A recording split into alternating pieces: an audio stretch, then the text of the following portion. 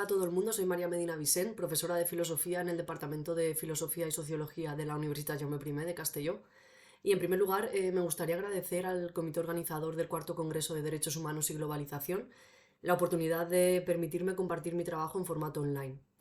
La comunicación que voy a presentar hoy se titula Chiringuitos feminazis, análisis del discurso contra las subvenciones públicas para la igualdad de género. El objetivo principal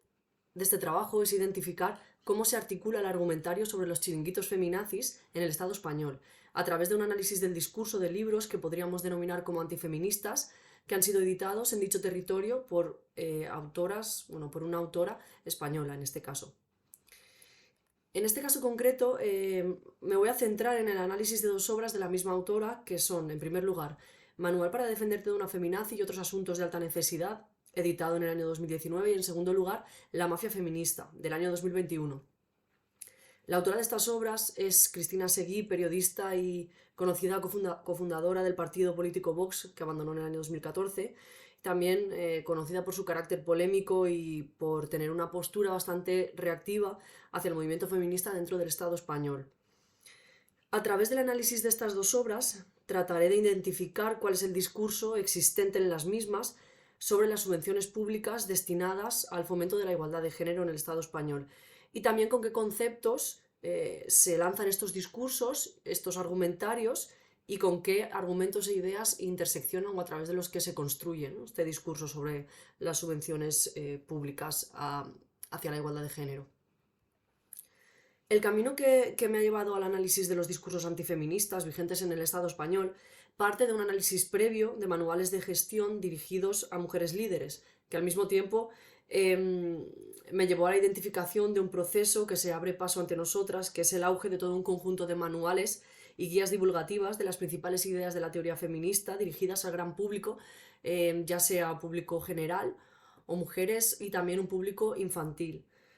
Emparejada esta vertiente divulgativa del movimiento feminista, hemos podido detectar también la emergencia de libros de una morfología bastante similar,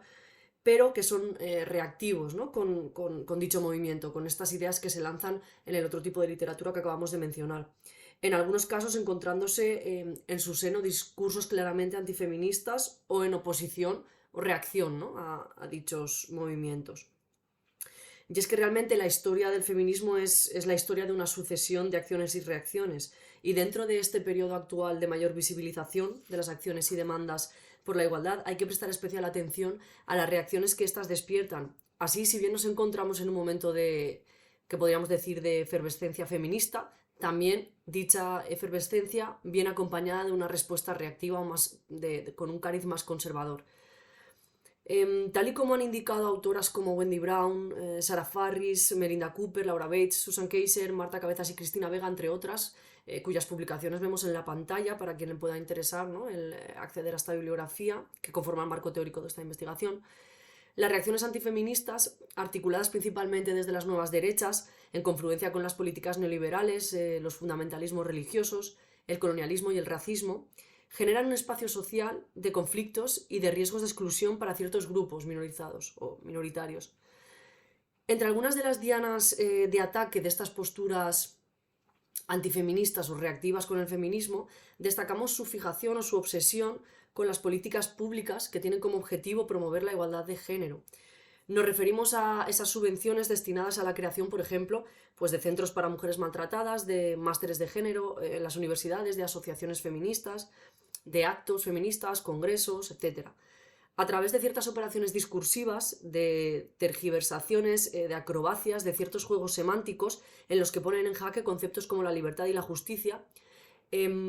los grupos antifeministas, aunque muchas veces no se van a denominar de esta forma, consiguen criminalizar y banalizar la lucha feminista, desvirtuando sus objetivos y sus razones de ser, también sus argumentos y sus luchas. Por ejemplo, de la asociación entre nacionalismo y masculinismo nace otro de los puntos clave de la ofensiva antifeminista.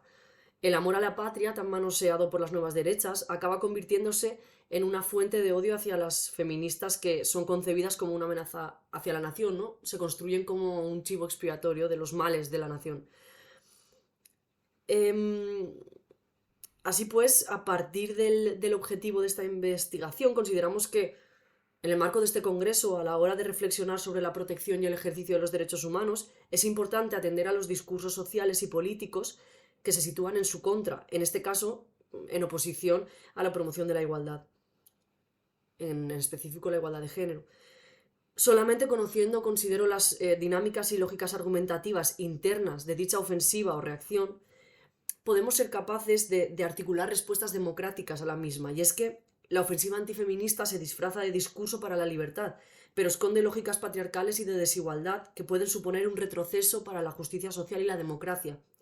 En este sentido, debemos ser conscientes de las acrobacias discursivas y de los juegos semánticos usados por las filas antifeministas para difundir un discurso de odio hacia las mujeres y en especial hacia las feministas, ¿no? Como señalan también autoras como Laura Bates o Susan Kaiser. Son muchos los ataques explícitos que en los últimos años han recibido desde conocidas teóricas feministas como pueden ser Judith Butler o la propia Wendy Brown en su llegada a Brasil en noviembre del 2017, hasta sedes para la protección de mujeres maltratadas o centros del 8M, revistas de temática feminista como Pícara Magazine, o insultos a políticas como por ejemplo el reciente ataque a Irene Montero en el Parlamento en noviembre del año 2022. También algunas campañas protagonizadas por las nuevas derechas, como por ejemplo campañas electorales ¿no? que ha protagonizado Vox contra ciertos enemigos de la patria, entre los que se encuentra el feminismo y también el nacionalismo o el movimiento independentista catalán, entre otros, como vemos a la izquierda de la pantalla. Además de estos ataques,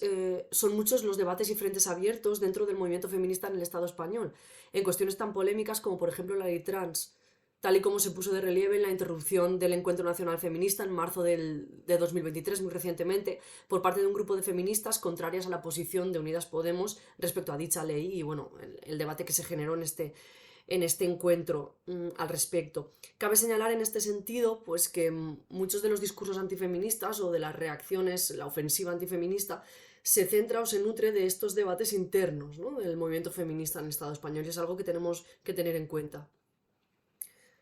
Pero una vez asentado el marco teórico de partida para el análisis de las obras citadas anteriormente, vamos a proceder al análisis del discurso, ¿no?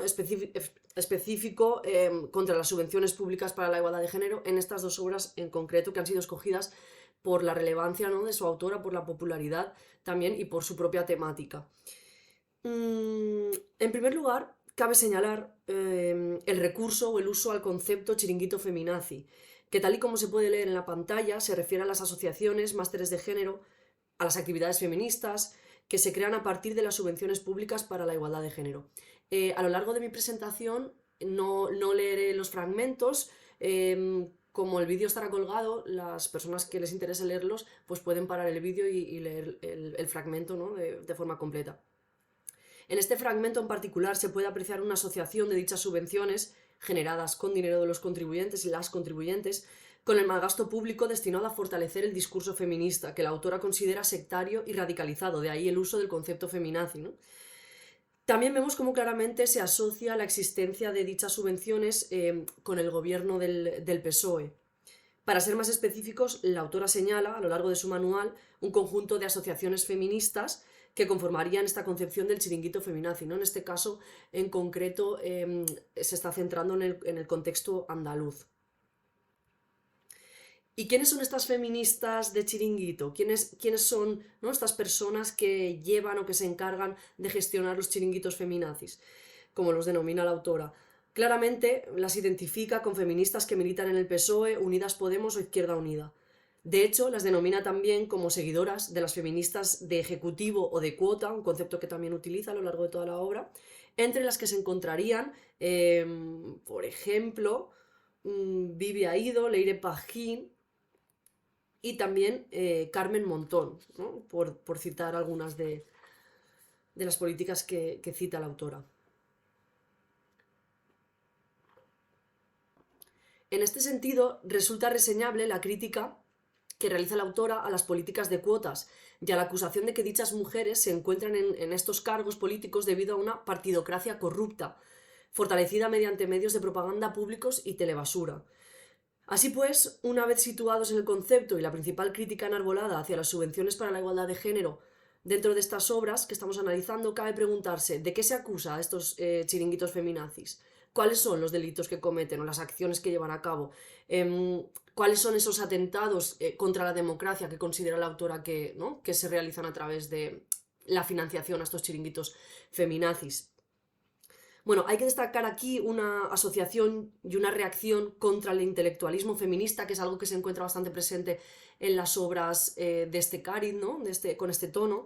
y que, bueno, identifican claramente con las intelectuales o la academia que se genera en las universidades públicas, sobre todo, no en las privadas. Uno de los productos principales de estos chiringuitos feminazis dentro de las universidades sería el máster de género, ¿no? Ese producto elaborado por el chiringuito feminazi que consume los recursos públicos a la velocidad del fuego para inflar la masa del pastel clientelar de ciertas universidades, como ya he dicho, públicas, ¿no? Siempre van a ser públicas.